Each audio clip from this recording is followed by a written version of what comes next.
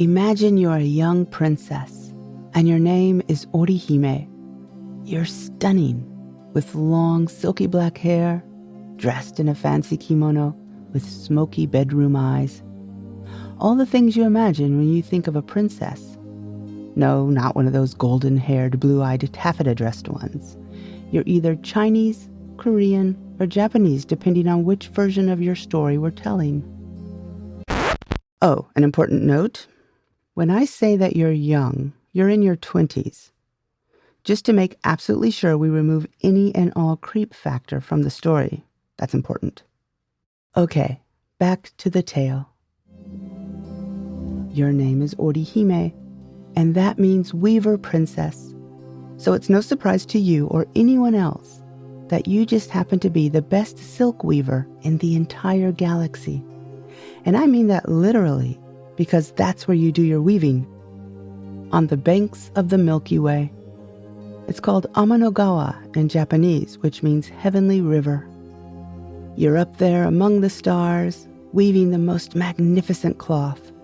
So otherworldly, in fact, that all the other gods come to you to get their heavenly garments made. Your father, whose name is Tente, by the way, and rather tyrannical if you want to know the truth, praises you constantly for your hard and beautiful work. You're his only child, and he loves you dearly. You love him too, so you keep working. Days, weeks, months pass. You're in your 20s, remember, and you're basically spending 7 days a week at a loom and have been since this gift of yours was discovered. You start to feel sad and lonely, like something is missing from your life. You think maybe you'd like to meet someone your own age and hang out. But you can already guess how your dad is going to feel about that. But you can't go on like this anymore.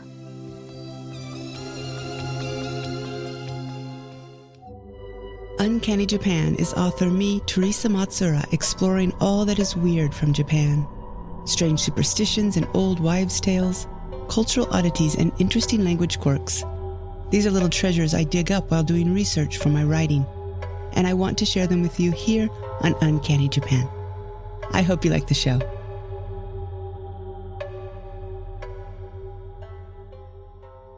Hey everyone, how are you all doing? Hopefully healthy and hanging in there as best as you can. There isn't a whole lot of news on my end, so let's just get into today's topic, Tanabata, or the Star Festival. So before we find out what fate befalls you Weaver Princess you, let's look at a little backstory to the story and a little about how Tanabata is celebrated today. Originally from China, it came to Japan in 755, but it didn't really take off until much later in the Edo era, the 1600s on out.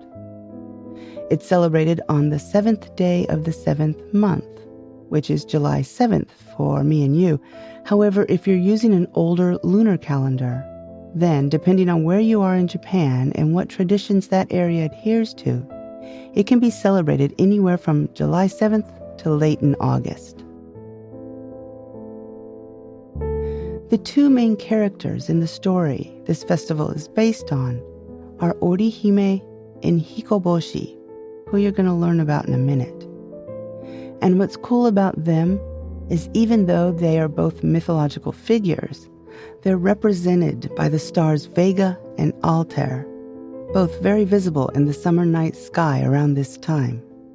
So what does one do on Tanabata? Well, someone might bring home a large cutting from a bamboo tree.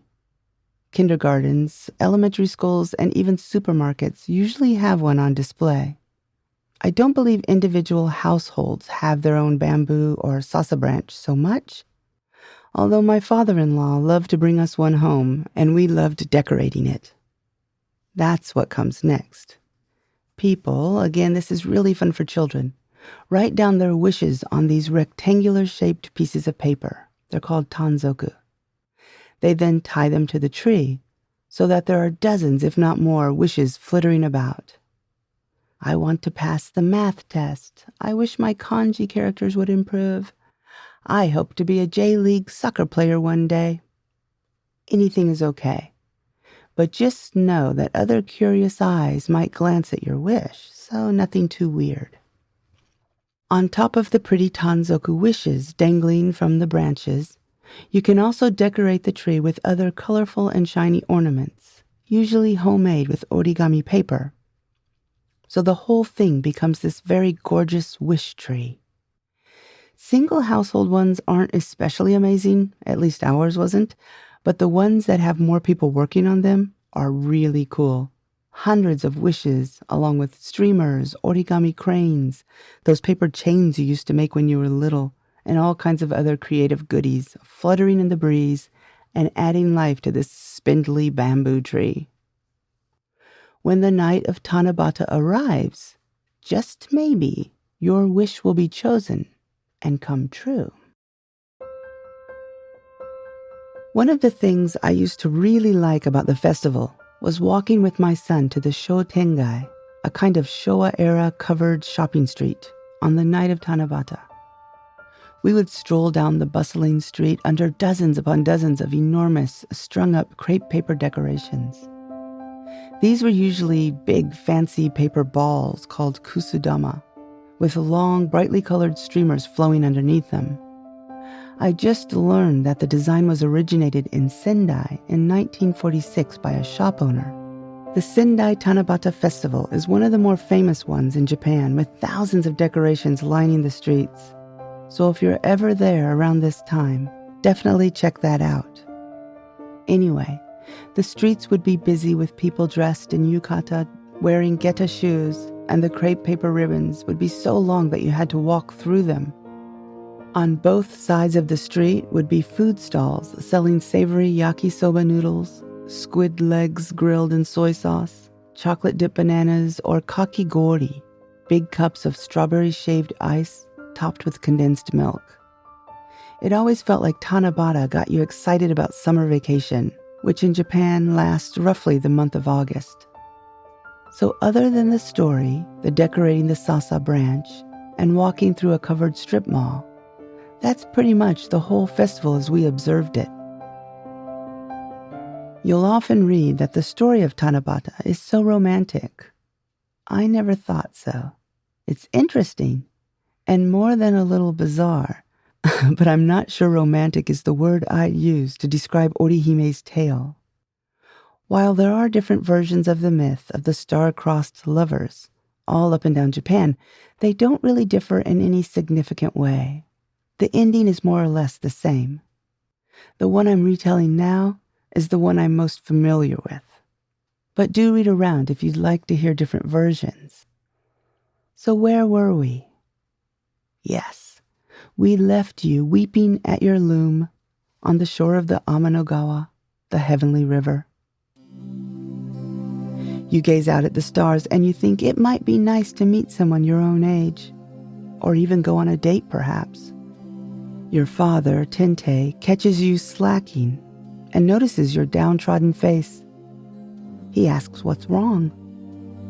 Even though you worry about his reaction, you're quite distraught, and you figure, what have you got to lose?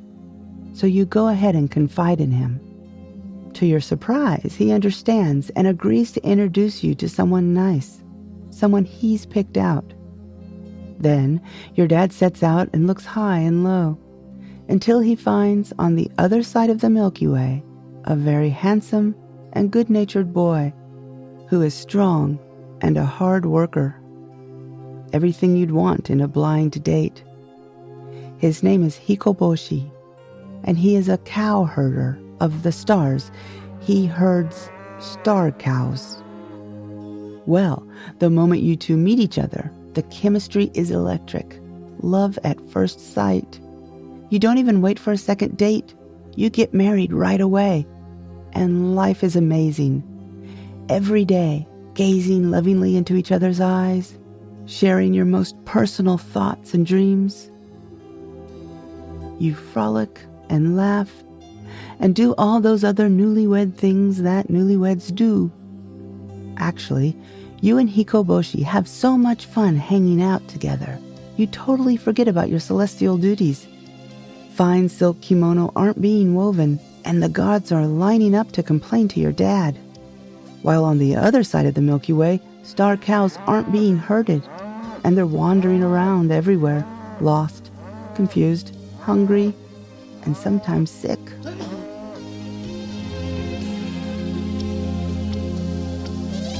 Tente, your dad, is furious. He summons you both and says, "This is unacceptable. From now on, you will live on either side of the Amanogawa. Orihime stays on this side and starts her weaving duties again in earnest.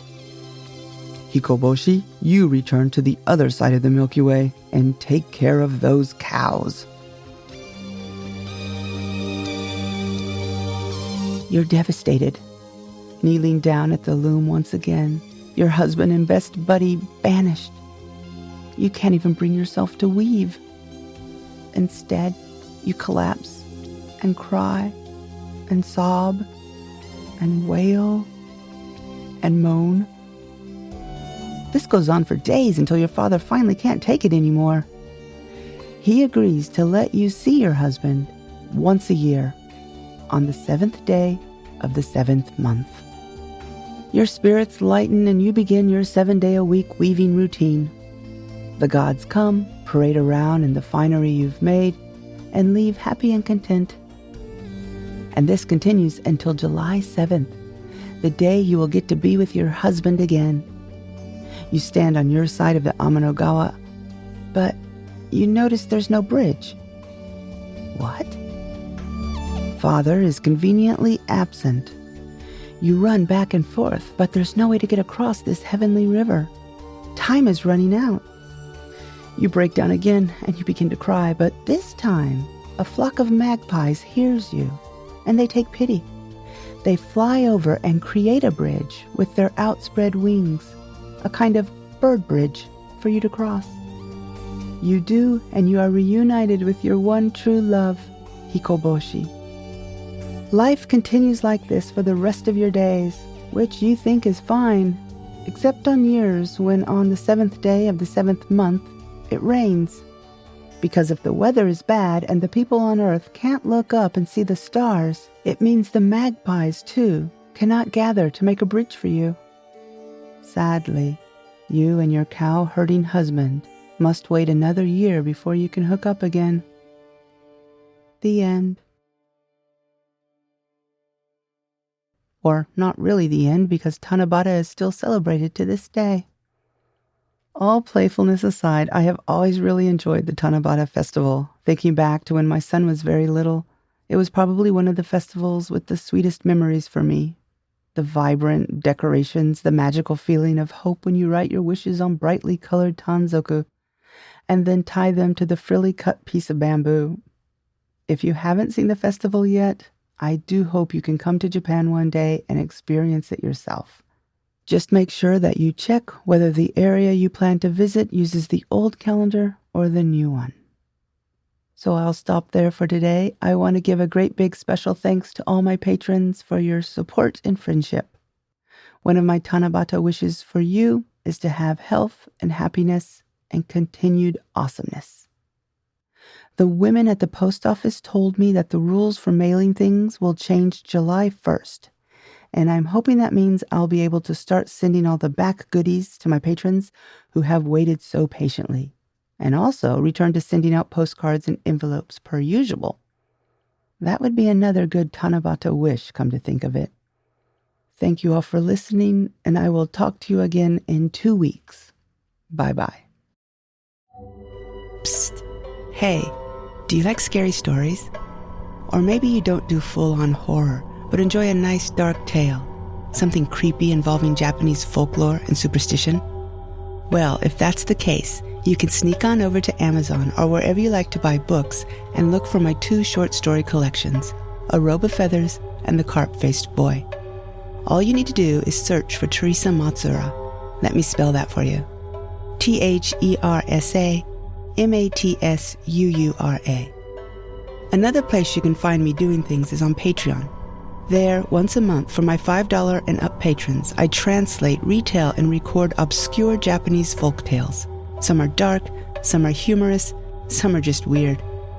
And lastly, another super sweet thing you can do is to write a review on iTunes.